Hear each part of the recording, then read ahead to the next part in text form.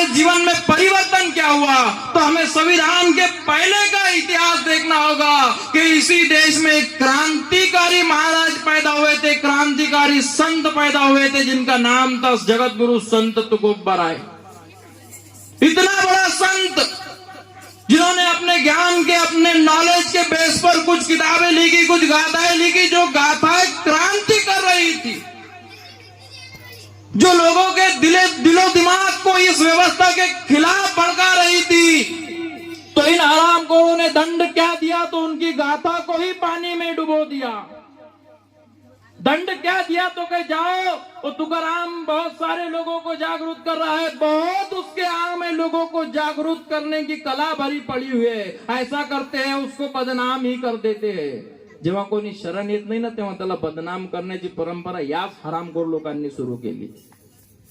तुकाराम महाराज के पास में इतना बड़ा संत कि जिसको दुनिया का नॉलेज आज से 350-400 साल पहले, अरे उनको नहीं छोड़ा, फिर तुम्हारे मेरे जैसे लोग कैसे छोड़ेंगे।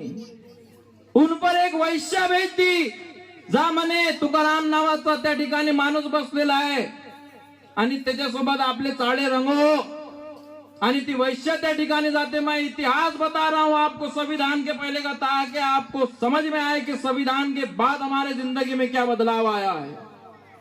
इतने बड़े संत को बदनाम करने का षड्यंत्र रचा।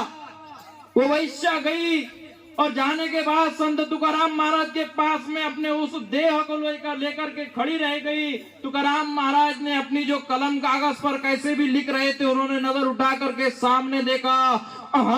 हमें गर्व होना चाहिए ऐसे संत पर कि हमारे संत समाज में, हमारे संस्कृति में हम जिनको महामानव बोलते हैं, भगवान बुद्ध से लेकर डॉक्टर बाबा साहेब आंबेडकर तक के आसाराम जैसे हरामखोर हमारे समाज ने पैदा नहीं किए। संत तुकाराम महाराज उस समय उस वैश्या के तरफ देखते हैं और कहते हैं कि जाई जाई वो माई न करी सयास आम्ही विष्णुदास नवे तैसे, जा मां जा, तू गलत जगह आ गई है।